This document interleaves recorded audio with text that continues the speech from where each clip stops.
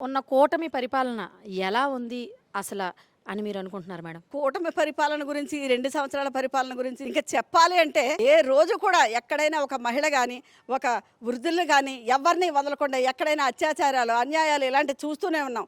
మహిళలకి ఎక్కడా న్యాయం జరగలేదు. అలాగే విద్యార్థులకి న్యాయం జరగలేదు. అలాగే ఏ రంగాన్ని తీసుకున్నా వీళ్ళు సూపర్ 6 అనేసి వచ్చారండి. సూపర్ 6 ఏదైనా నిలబెట్టుకోగలిగారా? ఇచ్చిన హామీలు నిలబెట్టుకోగలిగారా? 6 సిలిండర్లు అని చెప్పారు, 2 ఇచ్చారు. అమ్మఒడి అన్నారు, ఫస్ట్ సంవత్సరం ఎగ్గొట్టేశారు. 2వ సంవత్సరం తూతి మంత్రంగా ఇచ్చారు. ఇప్పటికి దీన్ని ఇంకా కొనసాగిస్తున్నారు. ఏంటి ఇస్తామని దానికి లేదు. అలాగే హామీలు అయితే ఇచ్చారు కానీ అమలు చేయలేకపోయారు. ఎక్కడ చూసినా అప్పులమయం.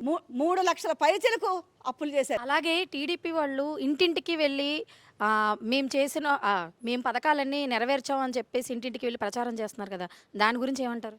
ఇంటింటికి తెలుగుదేశం అన్న పార్టీ పథకం నిన్నటి నుంచి మొదలు పెట్టారండి. అది ఏమని వెళ్తారండి నాకు అర్థం కాదు. వీళ్ళు సూపర్ 6 హామీలు అనేసి ఇచ్చి ఇంటింటికి వెళ్ళి ఏం చెప్పారు? వీళ్ళు ఒక బాండ్ పేపర్లు ఇచ్చారండి. మేము చేసేస్తాము ఈ బాండ్ పేపర్లు, ఇదిగో మీకు బాండ్ పేపర్లు అని. మరి ఈరోజు సూపర్ 6 ఎక్కడ అమలు చేయలేదు. వెళ్ళి ఏమని ప్రజల దగ్గరికి వెళ్తారు? వెళ్ళి ఇది వచ్చి మీకు ఏమి చేసేసామని అడిగితే ఈ బాండ్ పేపర్ చూపించి ఏంటో నాకు చేసింది అని అడిగితే ఏమని సమాధానం చెప్తారు? జగన్మోహన్ రెడ్డి గారి పరిపాలన కాపీ కొట్టి ఆయన పథకాలన్నిటినీ పెట్టి చేశారు. అలాగే జగన్మోహన్ రెడ్డి గారు పెట్టిన గడప గడపకి ప్రోగ్రామ్ని వీళ్ళు ఇలా తీసుకుని ఇంటింటికి తెలుగుదేశం అంటున్నారు. ఇంటింటికి జగన్మోహన్ రెడ్డి గారు గడప గడపకి ప్రోగ్రాం అంటే ఆయన ఇచ్చిన హామీల కంటే చేసిన ఎక్కువ అమలు చేసి ఇంకా ఏమైనా ప్రజలకు కావాలేమో కనుక్కోవడానికి గడప గడపకి ప్రోగ్రాం చేశారండి. అది చాలా హర్షించదగ్గ విషయం. ఈరోజు ఇచ్చిన హామీలే అమలు చేయలేదు. మీరు ఇచ్చిన ఆ బాండ్ పేపర్లు వాళ్ళ దగ్గర ఉన్నాయి, అమలు చేయలేదన్న సంగతి ప్రజలకు తెలుసు.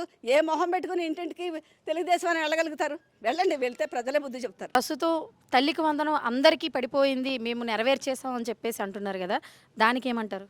ఒకసారి గణాంకాలు ఒకసారి తీయమనండి. ఎంతమందికి ఇచ్చారు, వచ్చిన తర్వాత ఎంతమందికి ఇచ్చారు, వరుసగా తీయండి, మీకే తెలుస్తాయి. ఇలాంటి ఈయనకి వీళ్ళ తెలుగుదేశం పార్టీకి కూటమి ప్రభుత్వం తెలిసిందేంటంటే క్రెడిట్ చోరీ చేయడం, లేనిది ఉన్నట్టుగా ఉన్నది లేనట్టుగా అబద్ధాలు చెప్పి ప్రచారం చేసుకోవడమే. కానీ ఒక్కసారి కాగ్ రిపోర్టులు తీయండి, వీళ్ళ పరిపాలన ఏంటో మీకే తెలుస్తుంది. ప్రస్తుతం నెక్స్ట్ వచ్చే ప్రభుత్వం, జగన్ గారి ప్రభుత్వం వస్తే అరాచకాలు తప్ప ఏవి మిగలవని మన డిప్యూటీ సీఎం పవన్ కళ్యాణ్ గారు చెప్తున్నారు కదా.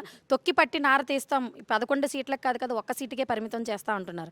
మరి ఏమంటారు దానికి? అదే అరాచక పాలన అంటే ఇక్కడే మనం చూస్తున్నాం. ఎవరైనా అన్యాయం జరిగిందని ఒక్కసారి స్టేషన్కి వెళ్ళే పరిస్థితి ఉందా సామాన్య ప్రజలు? ఈ తెలుగుదేశం నాయకులు చేసి అరాచకాలకి వెళ్ళి చెప్పుకుంటే కనీసం కేసులైనా ఫైల్ చేస్తున్నారా? అది కూడా లేదు కదా. ఇంక వాళ్ళు చేసేదేంటి?